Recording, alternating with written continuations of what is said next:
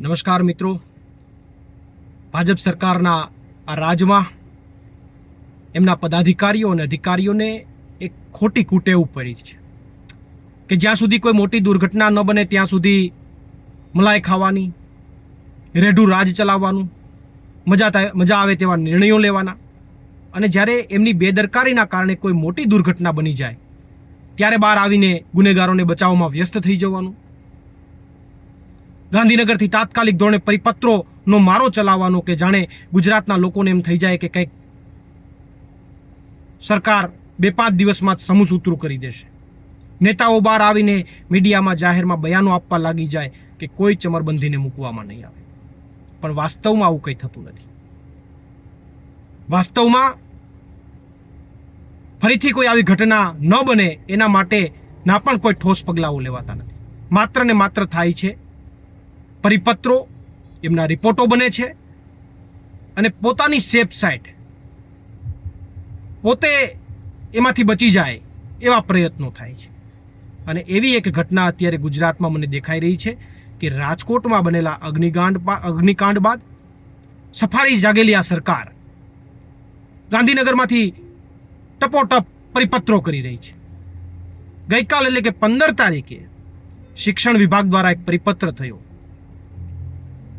કે આવતીકાલે એટલે કે આજે રવિવારે ગુજરાતની તમામ સરકારી અને ખાનગી પ્રાથમિક, માધ્યમિક અને ઉચ્ચતર માધ્યમિક શાળાઓ જે છે એમને ખુલ્લી રાખી અને જિલ્લા તંત્ર દ્વારા ત્યાં ફાયર સલામતીની તપાસ કરી એમનો રિપોર્ટ બનાવી અને એ રિપોર્ટ સાથે આવતીકાલે એટલે કે 17 તારીખે 12 વાગ્યા સુધીમાં ગાંધીનગર હાજર થઈ જવું. હવે સમજવા જેવી બાબત એ છે કે એક જ દિવસની અંદર તમામ શાળાઓની ચકાસણી કરી અને એક જ દિવસમાં ગાંધીનગર રિપોર્ટ લઈને પહોંચી જવું, એટલી બધી ઉતાવળ તો છે નહીં. આ ઉતાવળના કારણે એવું ન બને કે ગ્રાઉન્ડ ઉપર કોઈ યોગ્ય, પરફેક્ટ અને સારી રીતે ચકાસણી ન થાય.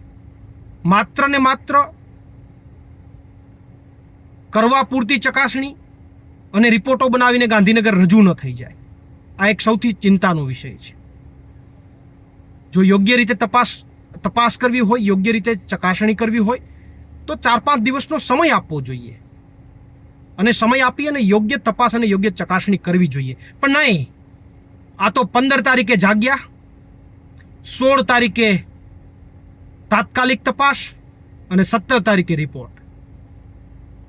પણ એટલી બધી ઉતાવળમાં તો મને એવું લાગી રહ્યું છે કે ગ્રાઉન્ડ ઉપર યોગ્ય તપાસ થાય કે યોગ્ય ચકાસણી થાય એમાં સરકાર કે સરકારના પદાધિકારીઓને રસ નથી, સરકારના અધિકારીઓને રસ નથી. એમને તો માત્ર ને માત્ર રસ છે રિપોર્ટ બનાવવામાં. બાકી હકીકતમાં યોગ્ય તપાસ કરવી હોય તો એના માટે યોગ્ય સમય આપો કે જેથી કરીને યોગ્ય તપાસ થાય. બાકી એક જ દિવસની અંદર, એ પણ રજાનો દિવસ, અને રજાના દિવસમાં આખા ગુજરાતની તમામ શાળાઓમાં તપાસ કરી લેવી, ચકાસણી કરવી અને એના રિપોર્ટો સોમવારે રજૂ થઈ જવા જોઈએ. તો શું તમને નથી લાગતું કે એક દિવસની અંદર, ઓછી સમય મર્યાદાની અંદર શું તમામ સ્કૂલોની ચકાસણી અને તપાસ યોગ્ય રીતે થશે ખરી? અને જો યોગ્ય તપાસ નહીં થાય અને ફરીથી ગુજરાતમાં જો કોઈ આવી દુર્ઘટના બાળકો ઉપર બનશે તો એના માટે જવાબદાર કોણ? પણ સરકારને તો એમાં કોઈ રસ જ નથી. સરકારને અને એમના વિભાગોને તો માત્ર રસ છે પોતાનો બચાવ કરવામાં, પોતાના રિપોર્ટો કાગળ ઉપર લઈ અને રજૂ કરવામાં જ રસ છે. ગ્રાઉન્ડ ઉપર કેવી તપાસ થઈ છે, કેવી ચકાસણી થઈ છે, એમાં કોઈ રસ જ નથી.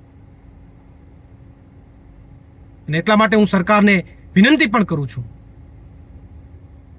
કે યોગ્ય રીતે જો કામ કરવું હોય તો એ માત્ર ને માત્ર રિપોર્ટો બને એના માટે ન કામ કરો, યોગ્ય ગ્રાઉન્ડ ઉપર કામ થાય એ દિશાની અંદર કામ કરો. કારણ કે આ ઘટનાઓ કોઈ એવી ઘટનાઓ નથી કે જેને આપણે ભૂલી શકીએ.